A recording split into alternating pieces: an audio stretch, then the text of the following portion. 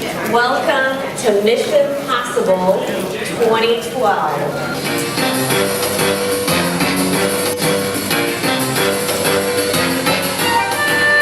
It's super fun. We do the ID, we're gonna do the fingerprint on the how could the police help me on the green, and there's a fire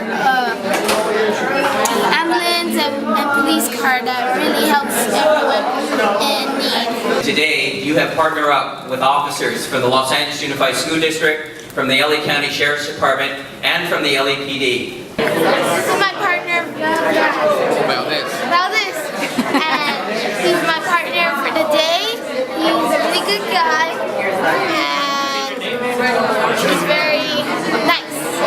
The mission possible today is building that relationship and building that understanding. The officers here today will go back to their respective offices and to share what they've learned today. So you're so important for being here, all the students here, all the officers. We appreciate your participation. Enjoy the day, and on behalf of the Chief of Police and the men and women of LAPD, welcome to this training. Simon says put your hands in the air. Some guys are like 6'5", 6'6", and wide like this, and they have to fit in there. Right? Let's go ahead and I'll try you in the front here. Let's give you a little shot here. Here's your picture. You'll see all the Mission Possible stuff around. Obviously, we did a big play on the movie Mission Impossible, and we said, no way, this is possible. We are going to do this.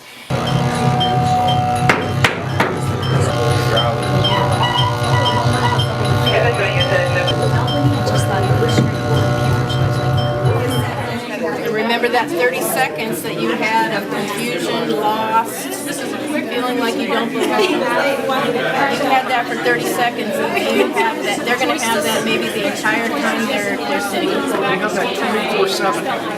the mother of a young man who has autism spectrum disorder, kind of Asperger's syndrome.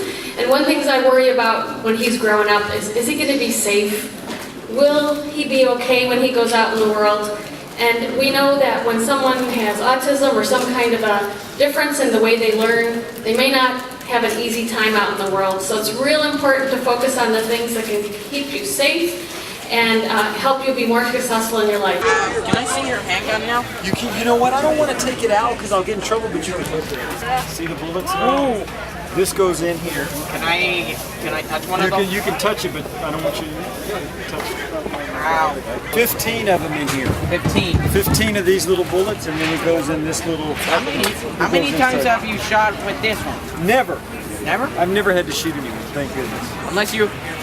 So, even though you've worked here for 24 years, you have never been on a highway pursuit? I've been in a couple pursuits, but I've never had to actually shoot anyone. So I'm lucky. Right? And yeah, we can justify and say, based on the individual's actions, the officers responded appropriately.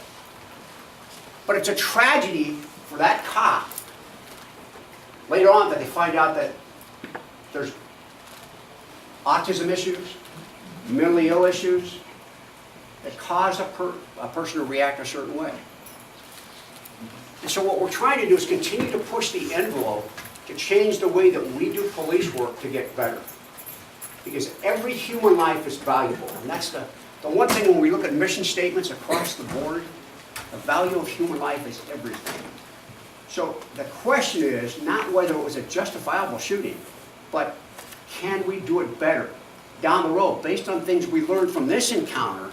Can we avoid the next one? You want someone to follow your instructions, follow your orders, whatever the case may be. What can you do? Okay, simplify, rephrase it, slow it down. Slow things down. Don't be so reactive. It's stressful because you want to help, this individual, but at the same time, the way they're acting, it poses sometimes a danger to them, not only ourselves. But it's all been, good in the end. But I guess that after training like this, training we're getting today, it's going to help us understand a little more what we need to do. Knowing something's wrong and not knowing what it is makes a difference. So now that I have an understanding about some identifiers. Because my perception of what it was is dramatically changed from what I knew then to now. Well, since I was very but this actually helps gives me tools on dealing with them as a law enforcement. Be a little more patient, you know, and understand that things may not be deciphering as quick to him as they are to me. And he taught me a lot today. The only times I've ever been exposed to this is what I've seen on TV.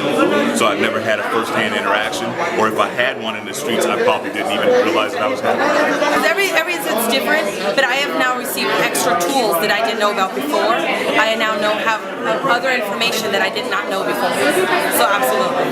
From 1 to 10, how do you value this training in your career? 10. I rate this a 10. This is absolutely important for our career. Oh, it's a 10. All the way. A 10. A 10? Absolutely. Oh, this is a great training. 10. 10 plus. I think it's a 10. I think everyone has to somehow go through some kind of training like this. I'd say it's a 10 because it's very important. Because it's something that I can come across at any time, and now at least I'll have some idea of what it is that I'm encountering. Yeah, I think it's very important that that you get a one-on-one experience because it gives you insight. It helps you better understand people as people, and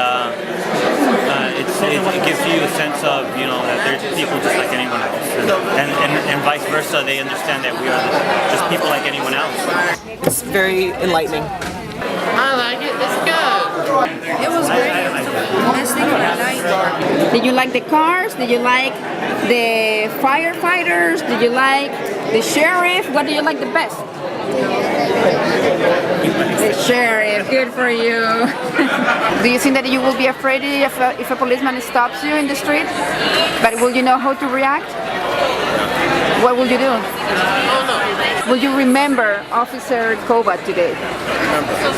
If somebody stops you, you won't be afraid of them? A little, but I think they're still friends. I'm realizing like how hard it is like to be an officer or like a paramedic or a firefighter. I'm seeing like how more complex it is. You know, it's a good thing. You know, I got a chance to come over here. At first, it was like, okay, the police station, not that big of a deal, but you know, it opens your perspective to things. You know, it allows you to see, you know, the bigger picture of the world. In this case, you know, it's the world of policemen. What do you think? What idea do you have now of the world of policemen? It's a lot different, you know. They're kind of, I think of them now as the human Swiss Army knives of the world. You know, they need to know a little bit of everything, and they need to know it on the spot. So I have to respect them for that.